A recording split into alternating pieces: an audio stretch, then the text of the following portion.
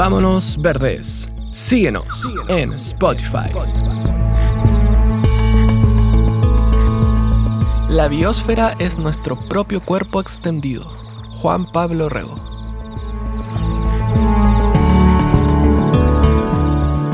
En una linda oficina rodeados de cuadros y libros de ballenas y otros mamíferos marinos, conversamos con Camila Calderón Quirgas, médico veterinaria y candidata a magíster en oceanografía de la Universidad de Concepción. Camila es cofundadora del Centro de Estudios de Mastozoología Marina, que se dedica a la investigación y conservación de mamíferos marinos. Es también comunicadora científica, exploradora de National Geographic por sus estudios con ballenas Sei y galardonada por el proyecto Darwin 200. Somos Katy y Seba y este es nuestro lindo podcast Volvámonos Verdes.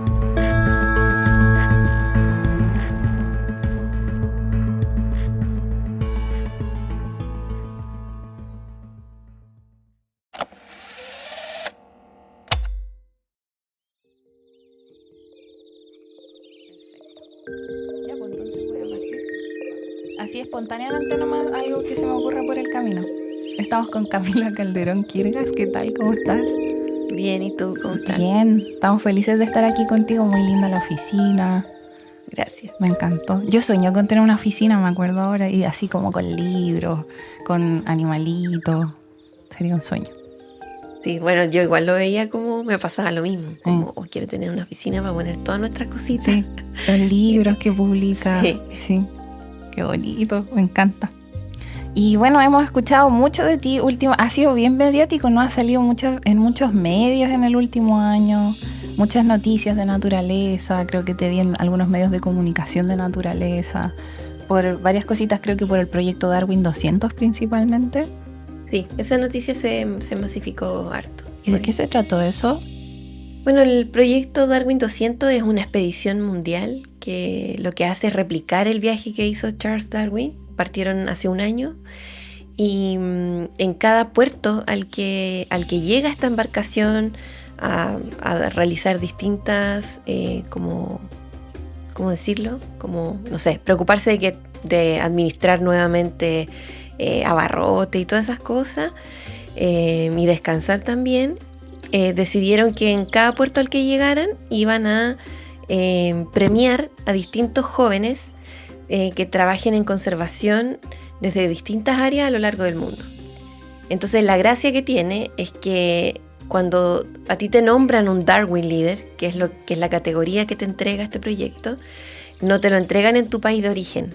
Entonces te toca ir, por supuesto con los gastos pagados, a conocer otra ONG que trabaja en el puerto donde está esta embarcación. Entonces a mí me tocó, se reconocía como Darwin Leader en el puerto de Río de Janeiro, que fue uno de los puertos más importantes porque, Río es una ciudad grande, entonces también hubo muchas actividades en Río y permitió conocer también a más personas. Entonces estaba Sarah Darwin, por ejemplo, que es como la tataranieta de Darwin. Wow. ¿Existe? Sí, existe, sí.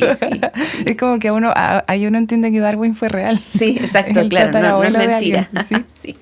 Oh. Entonces ella estuvo en ese punto, tuvimos la posibilidad de conectarnos también con Sylvia Earle, con Jane Goodall, que son como madrinas de este proyecto. Sylvia Earle es muy conocida por los océanos, ¿cierto? Es que yo no la conozco claro, tanto. Es como la Jane Goodall, pero del océano. Sí, una señora viejita ya. Sí, ella. Wow, qué entrete.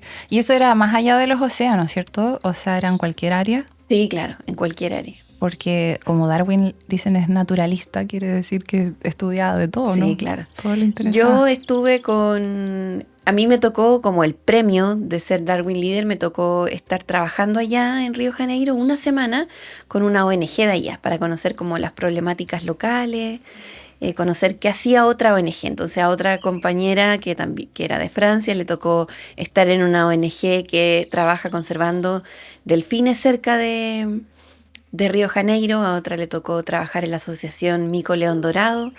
Trabajan para la protección de este monito propio. Creo que es un monito chiquitito. Sí, ese. Sí.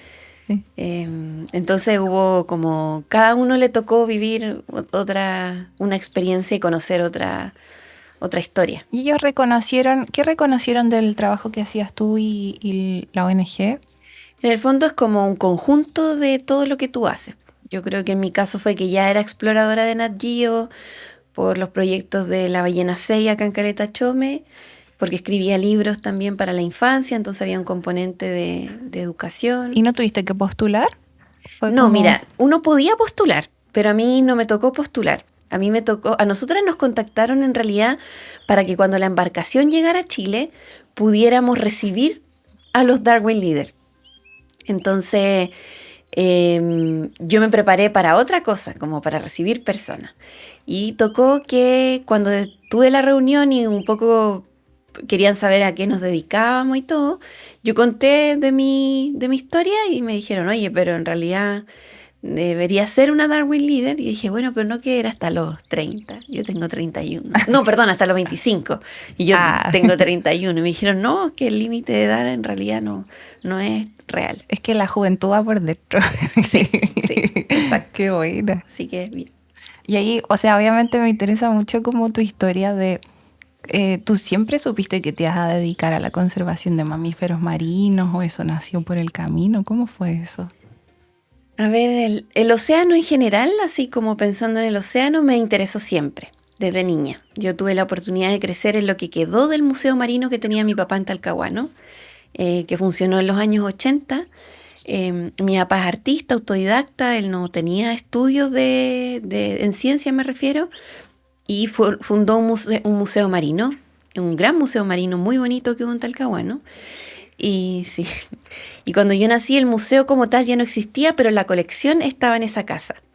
Y adicionalmente mi papá rehabilitaba fauna, o sea, llegaban animales heridos y la gente no sabía dónde llevarlos, los llevaba al museo, entonces él aprendió un poco a cómo cuidar un pingüino, empetrolado, no sé qué más, tortugas, tuvimos muchas en la casa. O sea, tú veías esos animales. Sí, claro, entonces todo ese contexto indirectamente me llevó a querer dedicarme a la conservación marina en ese entonces, no todavía con los mamíferos marinos. Pero también iba mucho a Caleta Chome porque mi papá se había hecho amigo de Amado Macaya, que eran los descendientes de los dueños de la ballenera que funcionó en Caleta Chome. Y él era mi padrino, mi papá lo hizo mi padrino, entonces también estaba en un contexto súper ballenero, como iba a Chome y me hablaban de ballenas, por supuesto, y eso yo creo que finalmente es lo que hace que decida estudiar mamíferos marinos. Y estudiaste veterinaria, ¿cierto? Claro, me formé en veterinaria porque no, estaba un poco confundida, no sabía muy bien qué quería, pero justo antes de entrar a la universidad yo estaba como muy rescatando en una asociación que rescataba perros y gatos.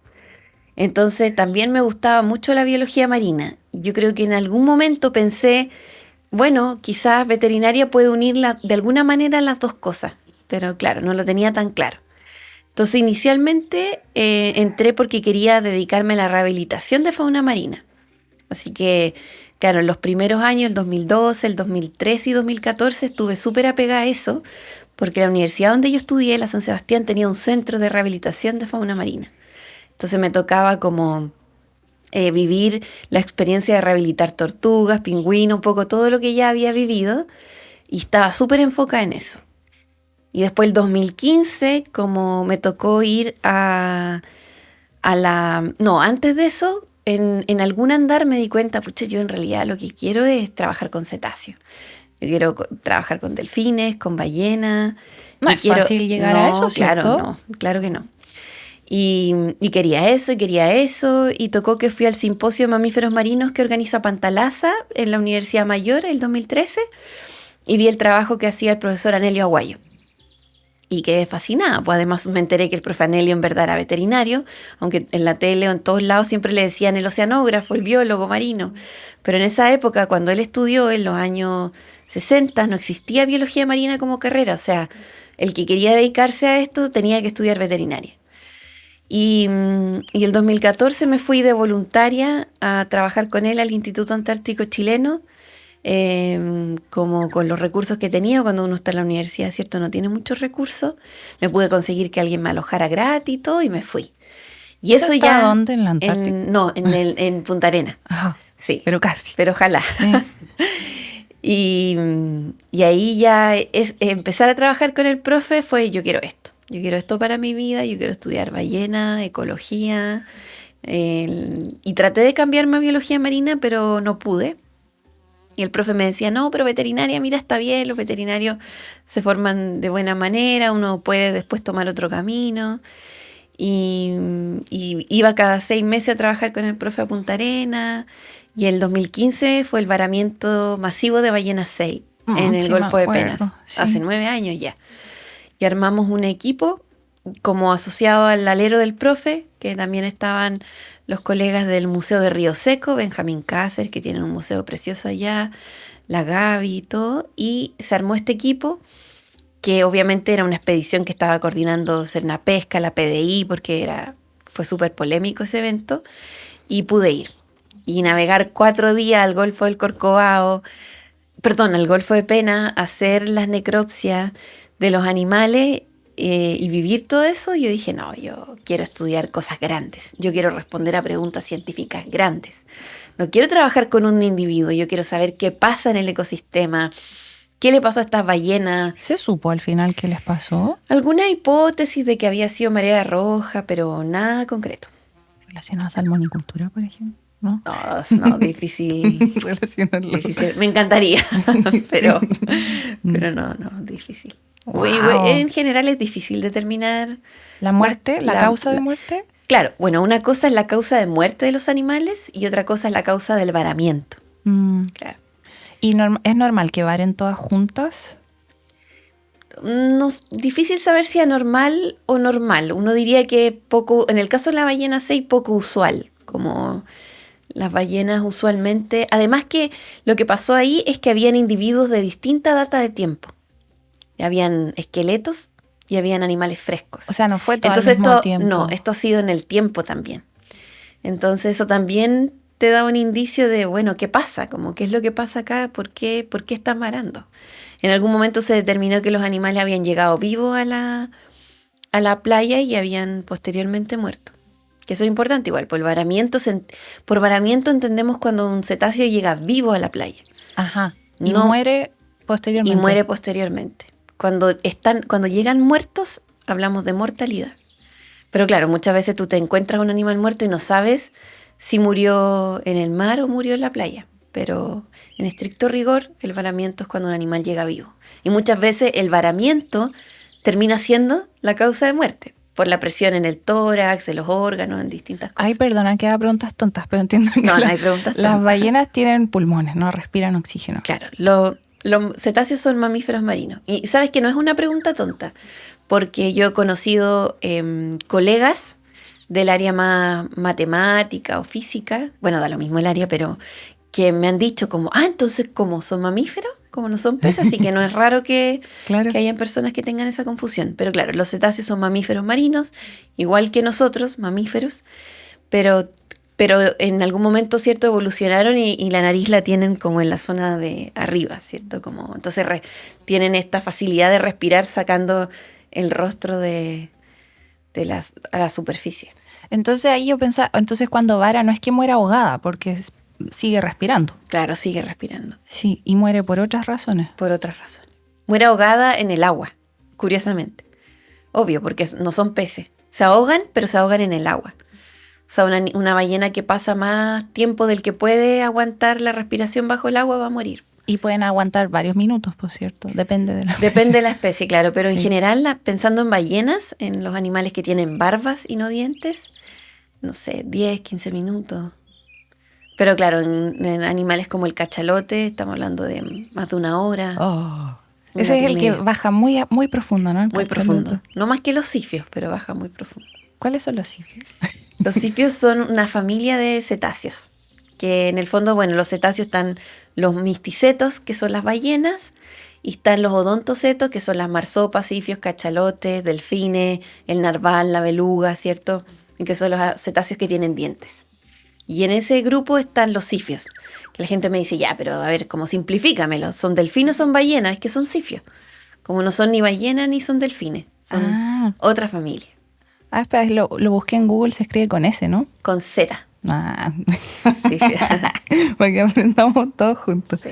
O sea, no son ni ballenas ni son delfines. No, son cetáceos con dientes. Es verdad, se ve como algo entre medio. Sí. Hoy son lindos. ¿Has visto sifios?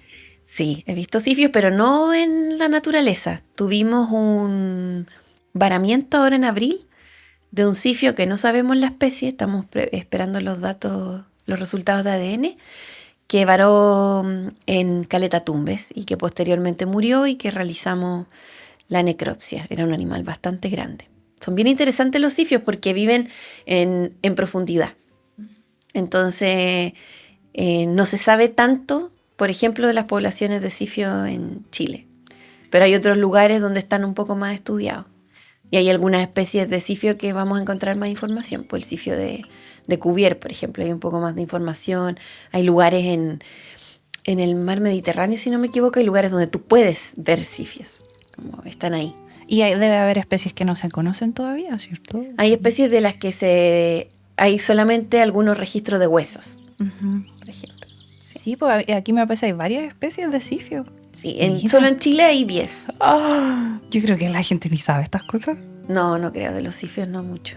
¿Cierto que hay personas que creen que en Chile no hay ballenas, que no Sí. se pueden ver? Ahora menos, pero logras escuchar que te dicen que no hay. Sí. Que se acabaron, que las cazamos todas. Así, a mí me dijo, es una niña, pues la ballena azul me dijo se extinguió. Claro. Y me entró la duda y dije, pero no, casi me pongo a llorar y dije, no se ha extinguido. No, está en Y no, peligro de extinción. Sí, pues está equivocada. O sea, ¿cuántas personas en Chile no hemos visto nunca ballenas? Yo nunca he visto ballenas, por ejemplo. Claro. No, muchas, sí, Sí. claro. ¿Te ha gustado el contenido que hacemos en este podcast? ¿Crees que tiene un valor para ti? Si es así, nos gustaría pedirte que consideres apoyarnos con una suscripción en Patreon por solo 1,000 pesos o $1 mensual. Cada episodio requiere tiempo de preparación e investigación y cada minuto de contenido lo financiamos con nuestro propio bolsillo, junto con la ayuda de nuestras y nuestros Patreons y también algún colaborador que nos apoye. Con tu suscripción vas a tener acceso a nuestros videos detrás de cámara y a todos los episodios del podcast en video sin cortes ni comerciales de forma anticipada. Visita www.patreon.com/volvámonosverdes. Sin tu apoyo no podríamos hacer este podcast. También queremos agradecer a todas las y los Patreons que ya se sumaron. Y por último agradecemos a Libro Verde por colaborar con este episodio. Libro Verde es una de las librerías más completas en temas de naturaleza y medio ambiente. No dudes en visitar sus tiendas en Orrego Luco 51, Providencia, y en el MUT a pasos del metro Tobalaba. También puedes visitar su página web libroverde.org. Vamos con el episodio. ¿Cuándo fue la primera vez que viste una ballena? Mi primera ballena. Lo más probable es que haya sido cuando chica. Como yo no lo recuerdo. Pero muy posiblemente que de tanto ir a Chome en algún momento hayamos visto un soplo y me hayan dicho, mira, allá hay un soplo. Y ahora de más grande habré visto, a ver si tengo 31, como a los 20, volví a ver ballenas en Chome. Porque hubo una etapa en la adolescencia que no fui a Chome. Uno anda en otra, ¿cierto? Preadolescente, pesado. Y ahí se ven harto en Sí, Caleta claro. Chome. Sí, sí. ¿En ciertas épocas del año? En ciertas épocas. ¿En cuándo, por ejemplo? La temporada la hemos definido como desde noviembre hasta marzo aproximadamente. Pero es súper variable con la ballena 6. Igual se ven jorobadas y ahora en invierno hemos tenido avistamientos de ballena fin en Chome. Varios avistamientos. La ballena 6, la ballena fin, o sea, esos no se conocen mucho en Chile, por cierto. O la gente tiene más noción como, ballena jorobada, ballena azul. Depende del lugar. O sea, cuando nosotros pensamos en Punta Choro y Caleta Chañaral de Aceituno, hablamos de ballena fin. Sí, totalmente. O sea, es la reina de ese lugar. El que va a ver ballena fin. Cuando pensamos en lugares como el Estrecho de Magallanes, principalmente vamos a pensar en ballenas jorobadas por el Parque Marino Francisco Coloane. Cuando pensamos en el Golfo del Corcovado, vamos a pensar más en ballenas azules. Cuando pensamos en Chome, no, todos van a pensar en ballenas 6. Como y también hay como una identidad territorial en ese sentido. Aunque las ballenas no conocen necesariamente de límite y esas cosas, pero obviamente hay lugares donde se caracterizan porque hay una especie que lo habita más seguido. Claro, y las ballenas migran, ¿cierto? O sea, están en movimiento, no es que estén en un lugar. No son residentes. Sí. Claro, las ballenas son animales que hacen grandes migraciones. Y también hay que separarlas. Una cosa son las ballenas del hemisferio norte y otra cosa son las del hemisferio sur. Las del hemisferio norte hacen la migración hacia el Ártico. Las del hemisferio sur hacen la migración a la Antártica y las latitudes altas acá en el sur. ¿Y esas migraciones hacia el hemisferio norte o hacia el hemisferio sur, hacia la Antártica, por ejemplo, eran para alimentarse? Claro, tienen sus zonas de reproducción en latitudes bajas y sus zonas de alimentación en latitudes altas. ¿Y eso por qué sería así? Bueno, ahí está marcado por temporada igual, por como llega un punto en el trópico que hace mucho calor, asumo temperaturas del agua y todo, y vienen a sus zonas de alimentación acá en las latitudes altas, donde también la productividad es mucho mayor. O sea, hay más alimento. Sí, claro. Cuando uno dice productividad se refieren a eso, ¿no? Alimentos, sí. Porque las ballenas no comen algas, ¿cierto? ¿Lo que se come a las algas? Claro, comen zooplancton. Principalmente, porque depende un poco. Hay algunas especies como la ballena azul que efectivamente son depredadoras exclusivas de eufausidos, de krill. Y hay algunas especies de ballenas como la ballena 6 que es aparentemente un poco más oportunista. Hay especies como la ballena jorobada que se alimentan en el sur, por ejemplo, de el langostino de los canales, sardina fueguina. Pero también hemos visto ballenas 6 acá alimentándose de sardina. En épocas donde la sardina se acerca a Chome, andan las ballenas abriendo la boca y todo. Ah. Y eso uno lo tiene que entender, por ejemplo, cuando dicen aumenta la productividad, hay más algas y eso quiere decir que hay más alimento para los ¿cómo se llama? Zooplancton. Zooplancton, y eso quiere decir que hay más alimento para ballenas, por ejemplo. Claro, bueno, ¿no? nunca es tan lineal. No Sí. es como más zooplancton, o sea, más microalga, más fitoplancton, perdón, más zooplancton, más peces, más ballenas. No están funciona así. No, claro, porque más zooplancton también depreda más, entonces, pero claro, se entiende que un lugar más productivo en términos de productividad primaria, que esta productividad como más del fitoplancton, va a ser un lugar también que va a tener mayor disponibilidad de alimento para otras especies. Me acuerdo que una vez tuve clases, creo que de oceanografía, porque nunca estudié nada de eso, pero algunas clases tuve. Y hablaban de lugares donde llegaban como las corrientes marinas desde abajo. Sí, la hacia surgencia arriba. costera. ¿Y eso que traía más alimento? ¿Cómo Sí, funcionaba claro. eso? O sea, no es que más alimento, sino que, claro, hay un fenómeno oceanográfico que se llama surgencia costera, que es este ascenso de aguas profundas a la superficie por deslizamiento del agua que está en la superficie. El agua que está en la superficie se mueve como mar adentro, por así decirlo, y queda un espacio vacío y el agua de abajo sube y va rellenando estos espacios. Y eso se llama surgencia costera. Y eso ocurre eso se llama sistemas de corrientes de borde oriental y que ocurren principalmente en 4 lugares, que son la corriente de Humboldt, Benguela, Canarias y California. Y precisamente también estos son los lugares más productivos. Y este ascenso de agua va generando, ¿cierto?, que en el fondo se traduzca en una mayor productividad, que es lo que pasa acá en la región del Biobío y en Chile en general. Pero principalmente acá es una zona de surgencia. O sea, eso puede estar relacionado a que uno pueda ver ballenas, por ejemplo, ¿no?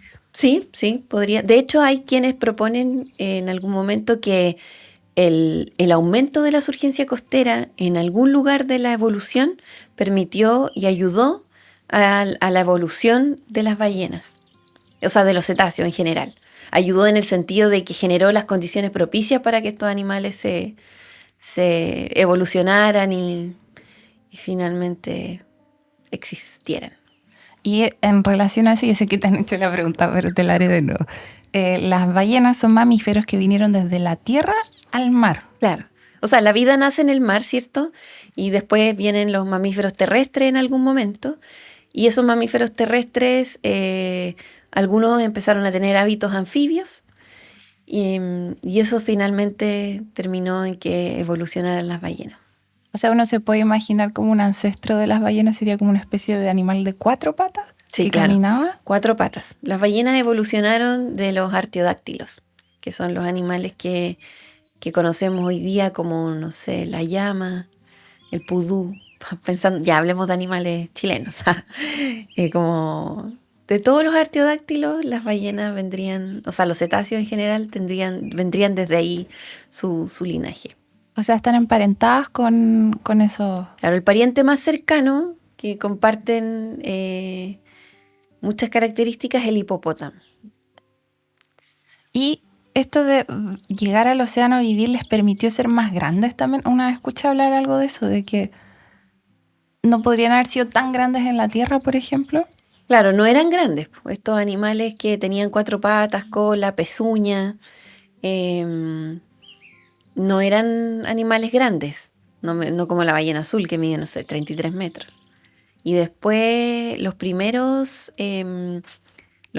cetáceos primitivos, como el Pakicetus, por ejemplo, que también tenía 4 patas, que tiene el nombre Pakicetus por Pakistán, porque en esa zona del mar de Tetis, que incluye la India, Egipto, Pakistán, es donde se encontraron la mayoría de los primeros fósiles, o los más relevantes. Seguían siendo pequeños. Después el Indoius también era pequeño. Y ya hay uno que es como el que yo llamo el que ya empieza a tener esta forma, que es el Basilosaurus. ¿Y eso hace cuánto fue? Uy, a ver. Así a modo muy general, todo esto partió como en el Eoceno, hace 50 millones de años. Ya, después de los para dinosaurios. los cetáceos, sí. Y no hay De hecho, se dinosaurios, supone que la ausencia del ictiosaurio y del plesiosaurio favoreció que el nicho quedara un poco más vacío y que pudieran estos mamíferos de hábitos anfibios empezar a ser más fácil y a ocupar estos espacios. ¿Y es cierto que la ballena azul es el vertebrado más grande que ha habido nunca? O sea, más grande que cualquier dinosaurio Más marino. grande que cualquier animal en la historia del planeta. Y aquí los niños pelean conmigo cuando hago charlas. ¿Sí? Niños y niñas. Se enojan. No, tía, el megalodón. Sí. No, tía, yo sé que el megalodón. Es que yo sé. Yo lo vi en TikTok. ¿Y qué tal el megalodón? ¿No era tan grande? No. Wow, es que eso en verdad es impresionante porque Sí. uno pensaría, no, antes había más grande todavía. No. Con mayor razón la ballena azul es increíble. Sí, claro. ¿Y cuál es tu favorito de los mamíferos marinos o de las ballenas? Uy, no, es difícil. ¿No He tenido hay? que hacer el trabajo de tener que meterme en la taxonomía y elegir por grupo, para que no me duela tanto el escoger uno. Entonces digo, ya, ¿cuál es mi favorito de las nutrias? Ya, el chungungo. ¿Cuál es mi favorito de los pinípedos? Ya, el lobo marino común. ¿Cuál es mi favorito de la familia de los delfines? Como que he tenido que hacer eso porque no puedo elegir mi cetáceo favorito. ¿Y de las ballenas, por ejemplo? No, de la ballena sí la tengo clara, la ballena 6. ¿Sí? Sí, la ballena 6 me ha dado a mí, a todo el equipo de trabajo, las mayores alegrías con los proyectos que nos hemos ganado, porque la vemos, porque está en Chome, porque por ella nació todo. Todo lo que hacemos nació por los avistamientos de la ballena 6 en Chome. Así que ahí no tengo dudas. A ti te ha tocado investigarla, ¿cierto? Claro, todo partió investigando las ballenas 6. ¿Y qué descubrieron o qué descubriste? En realidad, el trabajo ha sido... O sea, los trabajos de investigación generalmente son un poco lentos. Pero en enero del 2023 publicamos nuestra primera investigación científica, en la cual nos dimos cuenta que, en el fondo, lo que informamos preliminarmente era que Caleta Chome es un lugar importante para las ballenas 6. Que las vemos, que se repiten los avistamientos, que estamos viendo ballenas 6 con cría, que hay ballenas 6 que están comiendo, que hemos tomado fotos de sus aletas para hacer un catálogo de fotoidentificación. Entonces, el primer trabajo que publicamos es ese. Esos son los primeros resultados. Había un video en YouTube de ti explicando tu tesis como en 3 minutos. Ah, sí, la tesis Estaba del muy entretenido. magíster. Sí. Y se trataba de estudios de ballenas 6, ¿no? No, de ballenas azules en el Golfo del Corcovado. Ah, ok. Sí, Ujú. sí. Fue bacán porque lograbas explicar una tesis En 3 minutos. con dibujitos. Po. Sí. Era muy entretenido. Sí. ¿Y qué salió de eso? ¿Qué explicaba? Bueno, yo estoy cursando el magíster todavía, ha sido un proceso largo. En esa área, en el magíster en oceanografía, yo en algún momento también me desligo de la veterinaria en este tránsito y empiezo a aprender acústica, bioacústica submarina, con la doctora Susana Buchan, ¿cierto? Que seguramente todos conocen por sus estudios pioneros en la acústica de ballenas azules en Chile.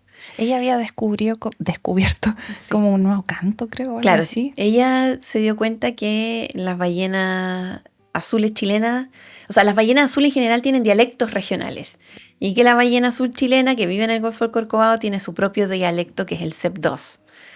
Y yo trabajo en esa tesis con ese canto, con esa vocalización. Buena. Hoy tengo tanto. Me nacen puras preguntas, no me estoy guiando para nada con mis preguntas No, que tengo está acá. bien. Pero, es que Pero un poco como entretenido. lo que tú me preguntabas, como es que tratamos de entender si en el fondo el canto de las ballenas azules tenía variaciones diarias en el día en función de las horas de luz donde el zooplancton migra en la columna de agua. Así como las ballenas migran, ¿cierto? De norte a sur, el zooplancton Sube y baja. sube y baja. Entonces, un poco la idea era decir, bueno, a ver, si el zooplancton está arriba o abajo, las ballenas están comiendo arriba o abajo, y si están comiendo, ¿están cantando cuando comen o ocupan el sonido para otras cosas? Entonces de ahí surgieron un par de preguntas que finalmente son las que derivan a esta investigación. Que muy interesante porque las ballenas como viven en el mar y son lugares enormes y seguramente están abajo. ¿Cómo se estudia esas cosas? Es difícil, o sea, la bioacústica, por ejemplo, es una súper buena herramienta para estudiar ballenas o mamíferos marinos, o sea, en general cetáceos, porque es pasiva, no emite sonido, solamente graba sonido, te permite conocer estos aspectos como los dialectos regionales, que eventualmente podríamos hablar como un poco de aspectos culturales también de los animales, de estos animales digo, y te permite conocer muchas veces, quizás no te ayuda a calcular o contar individuos, pero te ayuda a entender cómo, de qué manera los animales se están relacionando con el ecosistema en el que viven. ¿Se pueden reconocer las distintas como voces de cada individuo, por No. ejemplo? No puedes reconocer individuos, a menos que tuvieras una red de hidrófonos que te permitirían después, con análisis un poco más difícil, como cuadrar, en cierto sentido, con el sonido, la ubicación de los animales en el agua. Eso se hace. Pero eso ya requiere una logística más grande, pues no puede ser con un hidrófono, o sea, hay que tener varios. Y hay algunos acercamientos a eso. En Francia, por ejemplo, que tuve la oportunidad de estar en Marsella, en la universidad, ellos trabajan en acústica con cachalotes y logran hacer la ruta de un cachalote en el agua con una red de hidrófono. Pero con varios, no con uno. Con uno no puedes saber eso. ¡Wow! Qué loco. Es que a mí me tocó estudiar monitos, pues, y era difícil, pero no tanto. O sea, nosotros nos aprendíamos sus rutas y los seguíamos. No era tan grande tampoco. Ujú. Y digo, estudiar ballenas, ¿cómo? Sí, pues, los aspectos más veterinarios, por ejemplo, son súper difíciles. O sea, de estudiar. se aprovecha cuando hay un varamiento, por ejemplo, ¿no? Claro. Hay algunos intentos, como en algún momento trataron de ver, bueno, eso se sabe, los latidos de las ballenas por minuto. Trataron de hacer experimentos como con ballenas vivas desde una embarcación. Pero el resto de los aspectos más médicos veterinarios han salido de animales en cautiverio, de cetáceos, de delfines en cautiverio. Sí, porque la ballena no es como, por ejemplo, una ballena azul. Hay otros animales como primates que uno los deja dormir, los duerme, los toma, los pesa, los estudia Claro, y hace todo no. eso, pero con una ballena no puedes No, hacer po, eso. No. Oh, no, wow. claro. Ahora lo estoy dimensionando. Sí. Pero ¿Cómo la es acústica eso? es una buena herramienta. Bueno, depende de la pregunta científica que uno quiera saber. Muy interesante. Y nosotros hicimos una recopilación como de buenas noticias alrededor del mundo y nos aparecieron muchas noticias que decían que poblaciones de ballenas se estaban recuperando. Habían más. ¿Y eso es así, efectivamente? Claro, lo que pasa es que hay que pensar que hay algunas especies de ballenas que llegaron realmente a la extinción. O sea, cuando en Chile se empiezan a capturar ballenas, muchas de ellas, como la franca y la jorobada principalmente, ya se encontraban, no habían. Los registros balleneros lo muestran. Tú ves, no sé, se capturaron tantas ballenas azules y ves franca y jorobada muy poco, porque claro, ya no habían esas. Llegaron a la sobreexplotación en los años 1700, cuando los navíos extranjeros capturaban en aguas chilenas. Igual en los años 1700 ya la industria nacional empieza a funcionar, como a finales del año 1700. Pero claro, la caza previa era de navíos extranjeros en aguas chilenas, industrias internacionales. Entonces, claro, cuando los animales están muy, muy en extinción, pequeñas recuperaciones son importantes, son valiosas. Pero depende mucho también de qué océano estemos hablando, porque las ballenas se distribuyen además, por ejemplo, las ballenas francas australes, que llegaron al peligro de la extinción. Una cosa es la ballena franca austral del Atlántico, de Argentina, de Puerto Madryn, donde hay muchísimas, y otra cosa es la ballena franca en Chile, que se supone hay 50 individuos. Son la misma especie, poblaciones distintas, por lo tanto hablamos de recuperación de poblaciones totalmente diferentes. Sí. ¿Y en Chile no se sabe de posibles recuperaciones de poblaciones de especies? Hay pocos como información científica de censos realmente actuales, por ejemplo. Sí. Los datos de censo son los que se conocen, que son los trabajos del profe Anelio Aguayo, de Clark, del profesor Clark, que son bastante más antiguos. Pero actuales no hay mucha información. Esos censos se hacen contándolas. Claro. ¿Cómo Sí. se las cuenta? Sí. Bueno, hay metodologías de trabajo para Como por ejemplo, mirando los soplos, claro, se hacen ajustes. Nosotras no hemos hecho censos propiamente tal, pero sí hemos sacado números de avistamiento como cercanos. A veces puedes identificar al mismo individuo y separarlo del conteo, pero otras veces no lo sabes. Wow. Por eso son estimaciones. Sí, en se el fondo. estima. Sí. De las ballenas azules hay buenos trabajos del Centro Ballena Azul, el Centro de Conservación Cetácea, igual han sacado información de cuántos individuos quedan en el Golfo del Corcovado. Algunos hablan de 700 individuos. Igual es poco, o sea, cuando yo escucho 50, 700 me suena como poquito. Sí, poco. En comparación a antes, a la cantidad pre-caza de ballenas, sí. Y no sé, esto es una estimación o una apreciación subjetiva, pero ¿tú crees que se podrían ir recuperando con el tiempo ya que ahora los humanos no las están cazando? O sea, que se siguen cazando igual. Pero no en Chile, pero se cazan las ballenas en Japón, Pero menos que en antes. Noruega. ¿O no? No conozco los números es un buen detalle a conocer, pero no sé cuántos individuos capturan los japoneses, por ejemplo. Nunca Claro. he buscado esa información. Sí. Pero se cazan, claro que no se cazan ballenas minke, que se supone no presentan tantos problemas de conservación. Pero se siguen cazando. Igual hay que pensar que hoy día hay otras amenazas que son igual de importantes. O sea, la colisión con embarcaciones mayores, el tráfico marítimo, la contaminación acústica. O sea, ¿cuántas embarcaciones hay actualmente En el mundo? Claro. ¿Cuántas ballenas chocan y no nos enteramos? ¿Qué barco en agua internacional le va a chocar una ballena y va a avisar? Sí, va a decir, Por ejemplo. nosotros matamos una ballena. Claro, no se sabe. Probablemente ahora hay más embarcaciones que antes. Muchas más. Por todo lo que compramos por Amazon. Sí, claro. El tráfico marítimo ha aumentado. ¿Y eso se puede disminuir el impacto de los choques? Lo que uno podría hacer en lugares como es poder mitigar los efectos del tráfico marítimo a través de la reducción de la velocidad de las embarcaciones en lugares donde se sabe que hay alta presencia de ballenas. Eso es una posibilidad. Pero es un problema a nivel mundial. Hay un documental bien importante que sacó Philip Hamilton que se llama Collision y que habla un poco de esta problemática. Y en Chile, en estos últimos años, en pandemia, hubo varias colisiones de ballenas con embarcaciones, se mandaron cartas a las autoridades, cartas al director, pero no hay mucho respuesta por parte de las autoridades cuando se hacen estas quejas. Me acuerdo que entrevistamos a Rodrigo Juque Gaete hace unos años y él nos hablaba de eso, pues, y de que muchos choques se producían también con barcos de salmoneros, de la industria salmonera. Marítimo. Sí, sí. Y me acuerdo haberle preguntado, mucha gente se pregunta, pero ¿cómo va a chocar una ballena con un barco si la ballena se puede correr, po? ¿Y eso no es así? No es tan fácil. No. Si un barco va a alta velocidad y las ballenas están alimentándose, podrían no darse cuenta y no hacerlo tan rápido. Sí, él nos dijo que también se podían desorientar. No sé si era por ruidos muy fuertes. Por el ruido. Sí.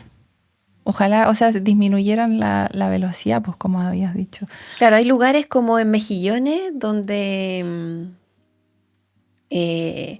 por el trabajo también de una organización de Cifamac, Zetalab, la Ana, colega, trabaja ahí.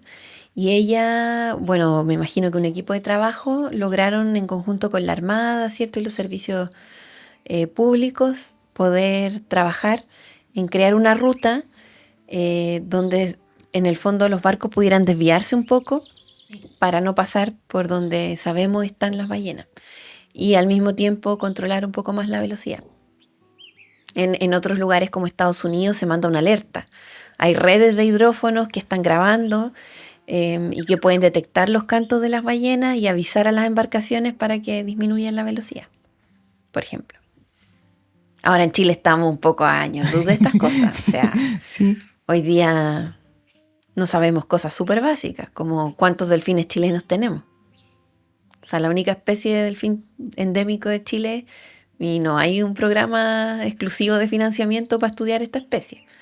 Entonces de repente hay cosas tan básicas, tan poco resueltas, que lo otro es soñar, realmente soñar. Claro, o sea, para pensar en conservarlos, primero tenemos que saber cuántos hay, cómo se comportan, todo. Las cosas básicas y más territoriales también. ¿Y el delfín chileno es endémico de acá, había Sí. dicho? ¿Y dónde se encuentra? Bueno, se distribuye desde Valparaíso al Cabo de Horno, así de manera general. Y acá en la región del Biobío lo estudiamos en un lugar que se llama Caleta Yico, que queda en Arauco. ¿Y te ha tocado verlo también? Sí, claro, en Sí. Yico está lleno de delfines. Y O sea, viajan lleno, como- digo yo porque veo 20, veo 30, pero sí, muchos. ¿Y ellos enfrentan amenazas también? Sí, también. ¿Como cuáles? Bueno, en su momento el delfín chileno y la tonina overa fueron súper capturadas para usarlas como carnada en la industria de la centolla. Ujú. Sí, por mucho tiempo. Y ahora las grandes amenazas, que también son un poco territoriales, en el sur van a ser, por supuesto, el tráfico marítimo originado desde la salmonera. Maldita salmonera. Sí, y no solamente de la salmonera, sino que el tráfico marítimo en general. Oye, Y la presencia de salmoneras también va a reducir el espacio que pueden usar los animales en un lugar, pues y eso también los va a afectar. Que no lo queramos ver y hacemos como que no, es otra cosa. Sí. Pero es un problema. Que pensaba que muchos de estos problemas son cosas que uno no ve, ¿cachai? Como que más encima la gente dice, no, si no hay ballenas, No hay delfines. no hay delfines, es como las cosas que uno no ve, como que no nos Claro. importan por eso. Pero eso es un gran problema y eso Sí. pasa por algo. Y eso pasa por muchas cosas. Y pasa principalmente porque hemos hecho uso del mar para fines más bien industriales y no recreativos, no de contemplación. Yo desde chica, creciendo en Talcahuano, me considero una persona súper marina. Las posibilidades de estar en el mar acá en Talcahuano son básicamente nulas. ¿Dónde me voy a ir a bañar? Si está Total. todo ocupado. Sí. Las playas de San Vicente, que eran una de las playas más bonitas de los años 50, 60, maravillosas, son ahora zonas de sacrificio. ¿Está contaminado también? Contaminado, sucio, tomado por las industrias. La gente no vive con el mar. Hay una pérdida de la identidad cultural en ese sentido. Yo sabía que yo veía el mar cuando chica, pero que el mar no era mío, no podía hacer deportes náuticos. Entonces no es extraño encontrarte con gente que le apasiona el mar, pero que su contacto con el mar, realmente vivir con el mar, A fue diario. muy poco. Sí. Claro, porque el contacto viene desde los pescadores que tienen que ir a pescar, o uno que Claro. va a recolectar, no sé, choritos o qué Claro. sé yo, los niños que juegan en el mar. De ahí viene todo eso. Sí. Entonces es difícil que nos importe si no tenemos Claro. contacto con ellos. Claro, además nos han dicho siempre que los recursos en el mar son infinitos Sí. Eso Que también... es como sacar y sacar y sacar. Sí, eso me parece que vemos, el océano, los océanos son tan grandes que Sí, claro. qué impacto va a tener mi bote, O la basura. la basura, que al final todo llega al mar, el cambio climático que está afectando a los océanos Obvio, también. totalmente. Y no es que por ser tan grande no va a recibir los impactos. No, claro. Sí, hay que ser más conscientes de eso, es verdad. Y bueno, estoy viendo aquí qué otras preguntas porque me las salté todas. Nos hablaste de la ballena sei, del delfín chileno, de las toninas mencionaste. ¿Las toninas qué son? Las toninas son... Bueno, en Chile la gente te dice como, bueno, no, en Chile no hay delfines, hay toninas. Pero las toninas son delfines, solamente que les dicen tonina, que es un nombre común. O sea, en estricto rigor la tonina es la tonina overa, el delfín de Commerson, este delfín blanco con negro que vive en Magallanes. No encontramos tonina overa acá, por ejemplo, en la región del Biobío. Y en la costa de Argentina, en el Atlántico, también hay ¡Uy, qué linda! delfín de Commerson, muy bonita. Parece como una orca, pero chiquitita. Chiquitita, sí. Miren la tonina overa. Wow, y esa se ve más en el sur. Sí, en el sur. Y es primo del delfín chileno, por decirlo de cierta manera. O sea, son el mismo género, son Cephalorhynchus. Uno es Eutropia, el otro es Commersoni. Wow, y bien como en grupos grandes. De las tonina overa, yo nunca he visto una, nunca he visto grupos, pero sí he visto videos de no individuos necesariamente solos. Y pasando al lobo marino, creo que habías escrito un libro sobre el lobo marino. Sí, el lobo marino común. Sí, habías dicho creo que en una entrevista que no es como muy comprendido el lobo marino, hay muchos como prejuicios Sí, asociados a él. muchos no lo quieren al lobo marino. ¿Y por qué? ¿Qué es lo que pasa ahí? Bueno, el lobo marino, en general, pensando en el lobo marino común, tiene una larga historia de explotación, en primer lugar. Eso es importante decirlo para que no se piense que es un animal que no lo ha pasado mal la especie, digo. Es un animal que se capturó por mucho tiempo en muchos lugares a lo largo del país. El lobo fino también, bueno, las nutrias y todo eso. Y en algún momento el lobo marino, como bajaron sus poblaciones y después se recuperaron un poco. Y esta recuperación, que en realidad lo que dicen quienes han estudiado esto, yo no estudio lobos marinos, no en esa área, es que en realidad ni siquiera se han recuperado todavía. No es que el lobo marino esté 100% recuperado, ni es que sobre, ni que sea una plaga, que es lo que se dice. Sí, Y se dice porque el lobo marino compite con los pescadores y les rompe las redes y ellos pierden mucho dinero haciendo esto y se ha vuelto un problema. Para mí, yo no lo veo como un problema, pero se entiende que para las actividades económicas, sobre todo cuando es pesca artesanal real, es triste, es complicado. O sea, hay que pensar también en la realidad que tienen los pescadores artesanales hoy día en Chile, que es difícil, que es precaria, que cada vez tienen más restricciones porque la pesca, ¿cierto? Tenemos muchas poblaciones de peces que están, o sea, muchas especies de peces que están sobreexplotadas, en plena explotación también. Entonces se ha generado un conflicto entre estas actividades económicas y el lobo marino común. Ahora, lo que no saben quizás es que el lobo marino común y todos los mamíferos marinos son súper importantes para el ecosistema, porque fertilizan la columna de agua, por ejemplo, con sus fecas. Sí.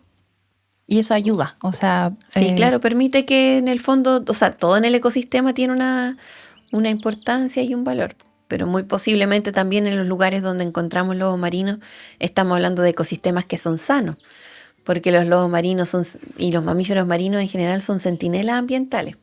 La presencia de ellos te dice que un lugar está más o menos bien, o sea, saludable, hay alimentos y todo eso. O sea, si los pescadores entendieran que la presencia del lobo marino indica que hay peces también, pues que claro, pueden pescar. También. Pero como rompen las redes se genera ese conflicto.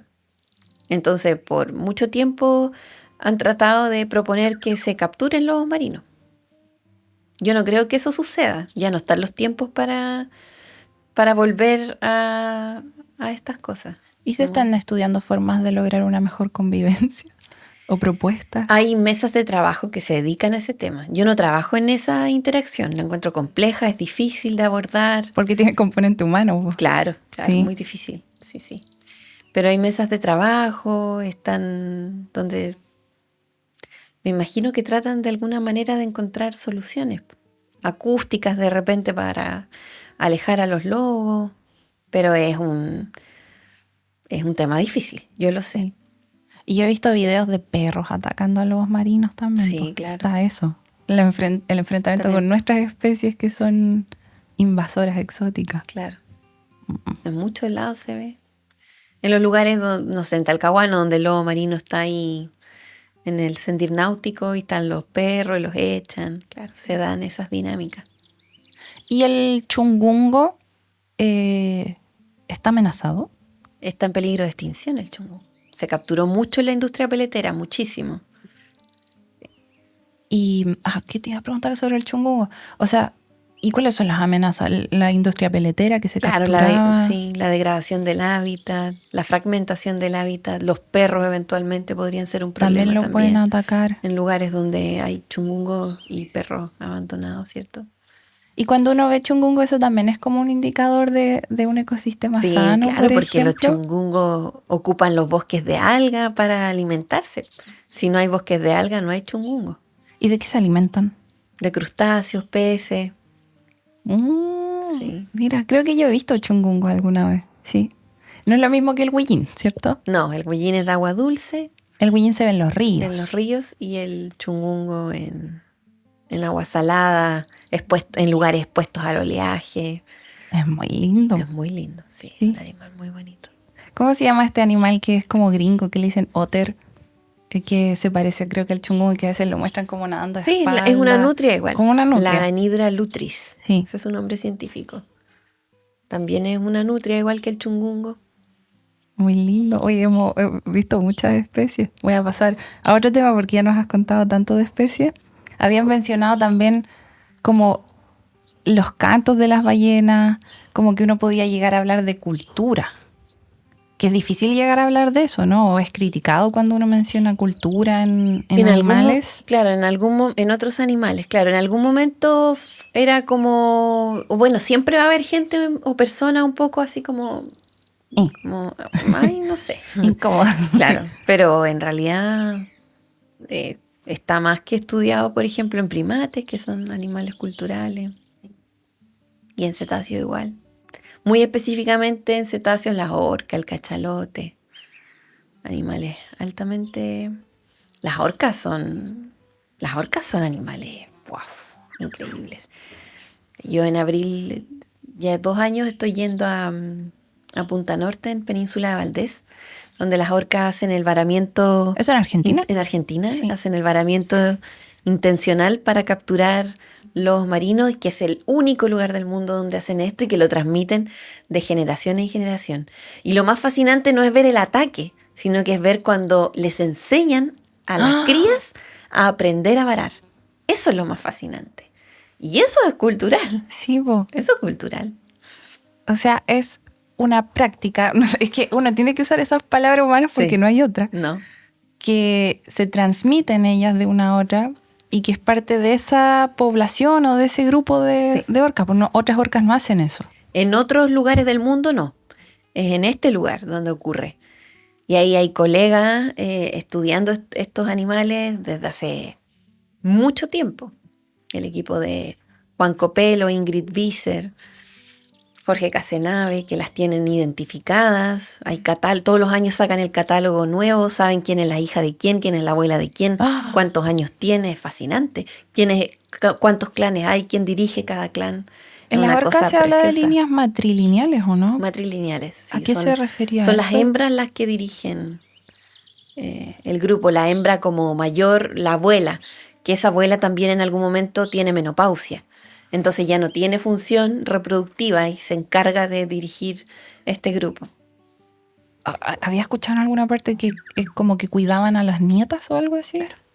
Son matriarcales y matrilineales. Y viven como desde la abuela, ¿cierto? Las hijas, las nietas.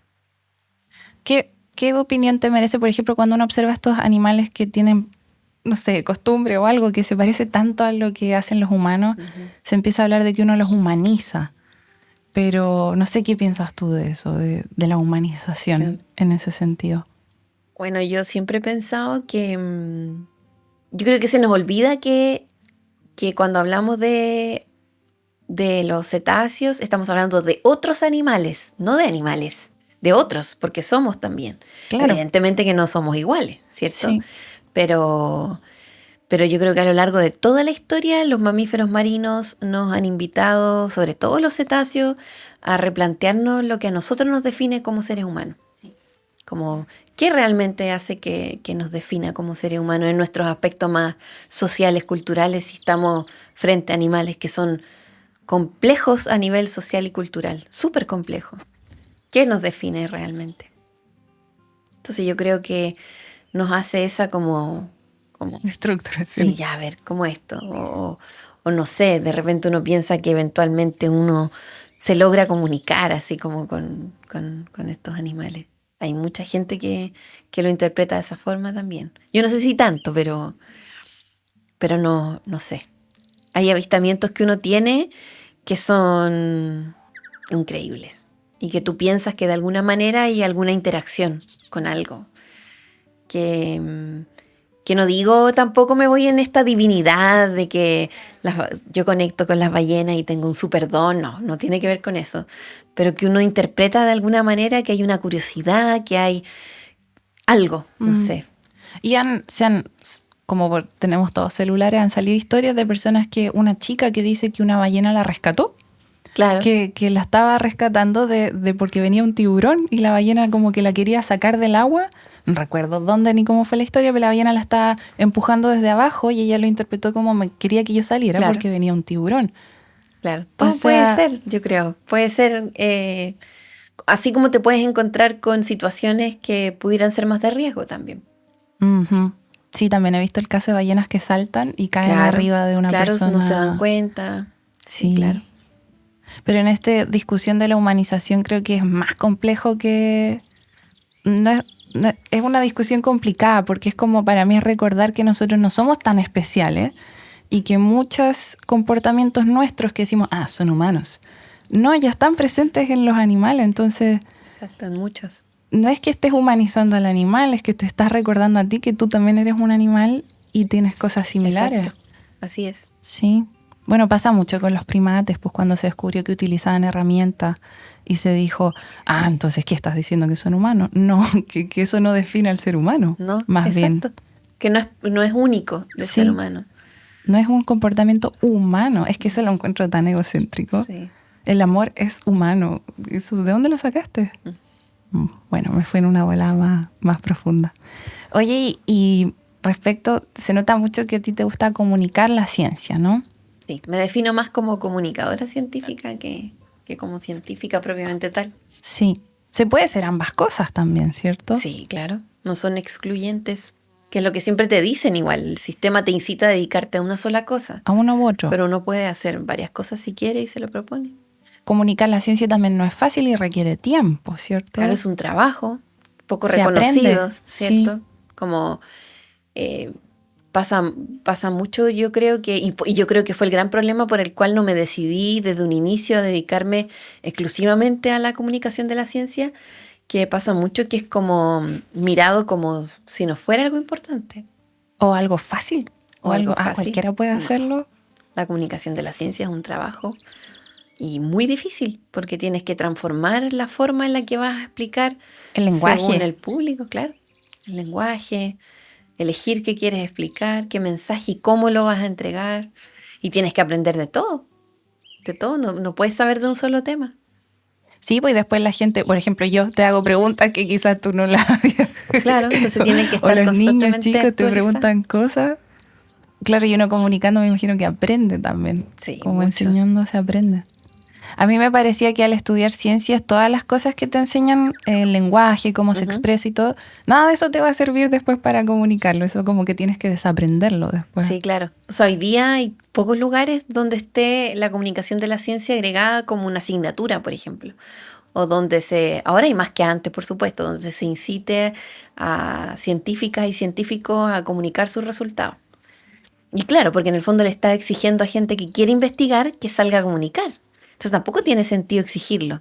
Yo creo que lo que hay que hacer es crear equipos multidisciplinarios, interdisciplina, en el que te permita que alguien que sí tiene talento comunicando se asocie con el científico o la científica y puedan juntos crear productos de comunicación.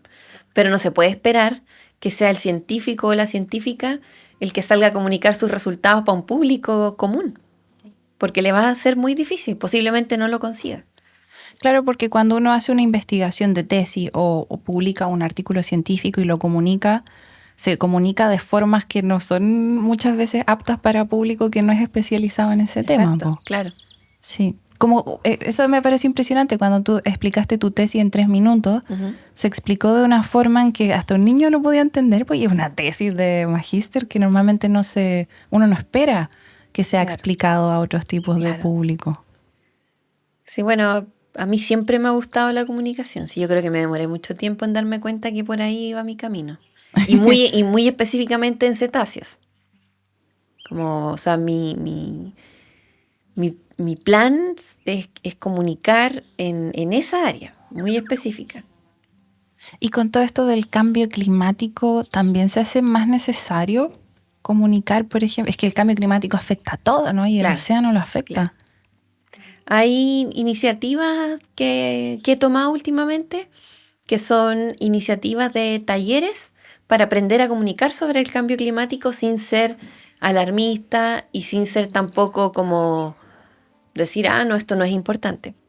Y hay periodistas especializados en esa área. Yo no comunico sobre cambio climático, pero me ha interesado como acercarme a estos talleres un poco para conocer. Lo mismo pasa como han habido proyectos para que te enseñan a comunicar sobre cáncer también, para no caer como en el fondo ética, para poder comunicar sobre estos temas que son tan sensibles. Eso ha pasado, lo he escuchado en otros podcasts que hablan de todo el mundo ya sabe el tema del cambio climático y los datos y todo eso, y ha habido un error al comunicarlo porque se ha comunicado como que, viene el fin del mundo. Claro. Y la gente lo entiende como, ya viene el fin del mundo, no hay nada que hacer. Es irreversible, por lo tanto yo sigo con mi vida. Claro. Y no voy a tener hijos y todo se va a ir a la mierda, como dicen. Entonces, por eso hay que tener tanto cuidado también en cómo se comunica. Hoy en día hay mucha información como que puede a veces ser poco estricta, poco ética. Hay que, no sé, ya esto no tiene que ver con esto, pero en el caso del cáncer, por ejemplo, que cuando aparece esta gente dándote diagnósticos como, es que a ti te dio cáncer en esta parte del cuerpo porque tú tuviste problemas con tu mamá en tu infancia, no sé. Cosas súper irresponsables de decir y de asegurar, además. Por poner un ejemplo del daño que te puede provocar a alguien, como creer que eso es así. Es que las creencias son muy fuertes, pues, ¿cierto? Sí, claro. Esas crean nuestra realidad. Uh-huh. Entonces, en ese sentido, es irresponsable decirle a niños pequeños como... O sea, sí o sí, hay que hablarles del cambio climático, sí, claro, por porque les va a tocar vivir seguramente más que nosotros los efectos. Pero hay que pensar cómo, para que no piensen o crean que estamos jodidos y todo se va a acabar. Claro. A mí una vez me dijo alguien, me acuerdo, me dijo yo, una vez me fui en un avión con una geóloga y la geóloga me dijo que en realidad siempre ha habido cambio climático, así que ya está todo bien. Eso también es un mensaje súper equivocado. O sea, es como el otro extremo. Entonces, por eso es tan importante cómo comunicamos ciencia. ¿Quién la comunica? ¿A qué voces autorizamos a comunicar ciencia? ¿Cuál es el público? ¿Cuál es el público? Sí. Ay, sí, porque claro, los científicos se basan en los datos, pues en los datos objetivos, y pueden decir cosas como esas, que han habido otras extinciones, que es totalmente real. Sí. Pero si no la pones en el contexto de la realidad actual, las personas pueden malinterpretarlo. Sí, claro. Algo que un científico no malinterpretaría, pero una persona que no estudia ciencias. Claro. ¿Y tú has aprendido en todo esto de comunicación de la ciencia? No sé si eso te sale a ti natural o has tenido que también aprender cómo comunicarla de mejor manera. Por ejemplo, si alguien nos escucha y quisiera aprender cómo comunicarlo. Bueno, yo siento que en mi caso fue bien innato. A mí siempre me gustó comunicar. De hecho, antes de veterinaria, yo el año que terminé la U, yo iba a estudiar periodismo, por ejemplo. Sí.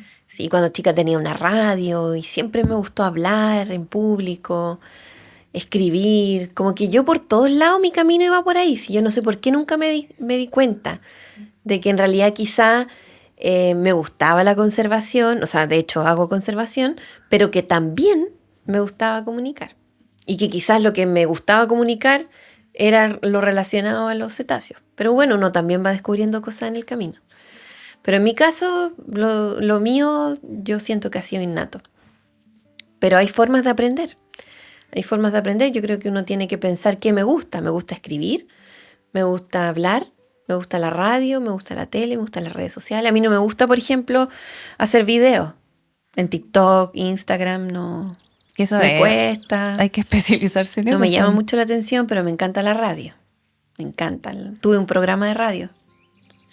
Por ejemplo, el formato podcast permite entrar más en profundidad en los temas y hablar distendido, largo. Sí, mucho. Un video de TikTok tienen que ser, o sea, pueden ser en Instagram de 3 minutos, pero lo mejor es que sea de 1 minuto. Entonces, ¿cómo explicáis toda esta conversación en 1 minuto? Claro, y tiene que ser una información súper llamativa y súper histriónica, como cuando uno ve a los divulgadores científicos de otras áreas, son además muy divertidos, entonces hay que tener otras características. Pero yo me imagino que científicos se sienten sobrepasados, pues como dicen, pero ¿cómo voy a comunicar lo que yo hago en videos de Instagram de 1 minuto, por ejemplo? Claro, sí, no se puede esperar que un científico o una científica comuniquen necesariamente su ciencia. Pero por eso tienen que haber centros de comunicación de la ciencia en las universidades o equipos de trabajo que se dediquen a eso. Y que de alguna manera estos conocimientos lleguen a las personas. Y más que mal, la ciencia igual está financiada por el Estado. Es un deber comunicarla. Claro. También pasa que hay periodistas que van aprendiendo mucho de ciencia y después aprenden cómo comunicarla. Sí, claro. Hay periodistas dedicados como muy específicamente a eso. Entiendo. Pero es como una mezcla de ambas cosas. Sí. Pues. Sí, hay un curso que se hace en Chile de comunicación de la ciencia, que lo hace la comunidad El Viaje, que está a cargo de Sergio Villagrán, y ahí expone Carla Cristi, Macarena Rojas, muy buenos comunicadores científicos, y que si alguien quiere partir, puede partir ahí, por ejemplo. Es un muy buen indicio para entrar en este mundo y darte cuenta si te gusta o no te gusta. Es una buena experiencia. Bueno, y dado el contexto actual que yo siempre le meto el cambio climático, siento que comunicar la ciencia se hace más importante que nunca, porque muy importante. La ciencia nos está afectando a todos. A todos, claro. Sí. Es súper importante incluso a veces por sobregenerar más conocimiento, es poder saldar esta deuda que tenemos de 1000 información que no llega a las personas. Y peor aún cuando pasa que se trabaja con comunidades locales y tú vas y los pescadores te dicen, mira, aquí han venido universidades hace 30 años y nunca hemos sabido los resultados de las investigaciones. Y eso es súper grave, es una falta de respeto grande, de ética, de todo, de tacto, no sé. Como, ¿cómo vas a una comunidad a sacar información, a conversar con la gente y después no le haces ni una devolución de lo que obtuviste? O sea, nos volvemos vampiros de la información. Sí, pues. Si tienen que recibir los beneficios de eso también. Claro, obvio. La ciencia también en ese sentido, no siempre, porque hay gente que quizás no, pero también hay que pensar en generar ciencia que ayude a las personas también. Yo pienso en personas que quizás hayan hecho investigación y no hayan devuelto, como tú dices, los resultados o lo que fuese. Quizás no es tanto que haya científicos malos, sino que es cómo funciona la ciencia, po. O sea, los científicos, me imagino, yo nunca estudié ciencia en Chile, estudié afuera, pero deben tener poco tiempo, están buscando fondos, tienen que demostrar resultados. Claro. Entonces no tienen el tiempo de pensar en eso. Claro, eso pasa, porque los profesores universitarios generalmente tienen que tener estudiantes de posgrado, estudiantes de pregrado, ganarse fondos, publicar, hacer docencia, asumir quizá otro cargo administrativo. Entonces, claro, hay un tema de tiempo, como también quizá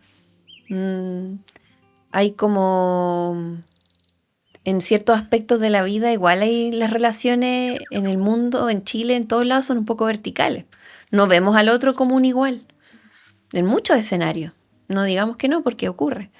Entonces, en ese escenario, si no veo al otro como igual, quizás no siento tampoco ese deber de comunicarle algo. de devolverle. O un pensamiento muy tonto que puede ser, ¿para qué le digo si no lo va a entender? Que yo lo encuentro También, tonto pensar así. También pueden darse harto escenario. Pero te vas a encontrar muchas veces con gente de ciencia que no ve la importancia de las comunidades locales. Y, yo encuentro muy bacán que tú hayas pasado por todo ese camino de estudiar veterinaria, después oceanografía, y que te lleve finalmente a comunicar ciencia. Quizás fue el camino largo, pero era necesario para que estés aquí ahora comunicando todo eso, po. Sí, claro. Y además que en la ONG, ¿cierto?, que tenemos en el centro de estudio, uno de los pilares más importantes para nosotras es poder comunicar la ciencia que hacemos, trabajar con comunidades locales. Entonces, al final me ha llevado al mismo camino porque hago un poco más eso en la organización. Bacán. No sé si hay algo que no te haya preguntado que quisieras comentar, que ahí me perdí entre mis curiosidades que te iba preguntando.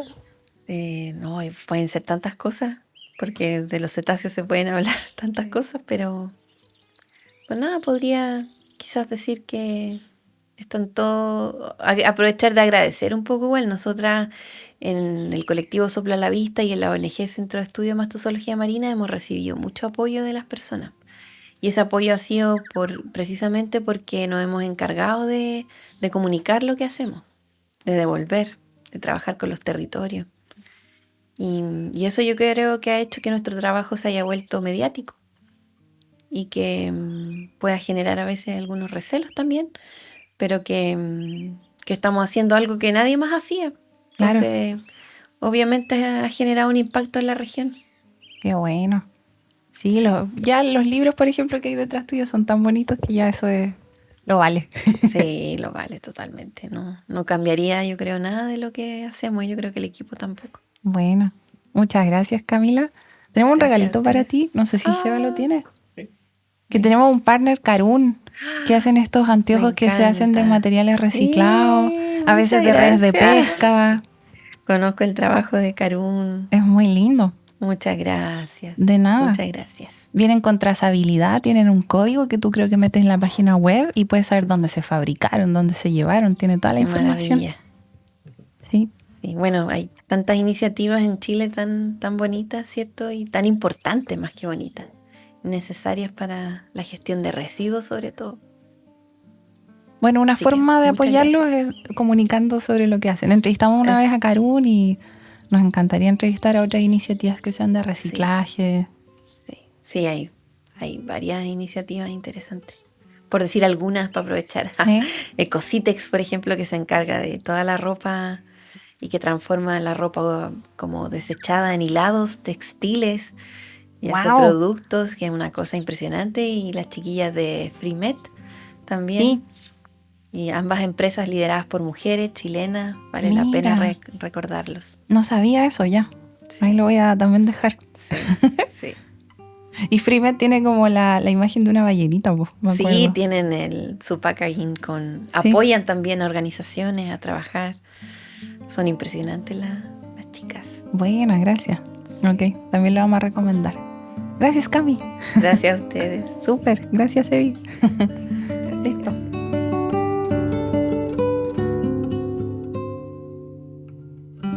Agradecemos una vez más a Patagonia, una marca de ropa outdoor que se ha esforzado por ser más que tan solo una marca de ropa. Patagonia se esfuerza por fabricar ropa de calidad, duradera, con el menor impacto posible y ofrecen servicios de reparación de ropa para disminuir nuestro consumo. Gracias, Patagonia, por el apoyo. No olviden que pueden encontrar todas las fuentes de información de este episodio en volvamonosverdes.com. Muchas gracias a todos nuestros auditores y que tengan una buena semana. ¡Chao!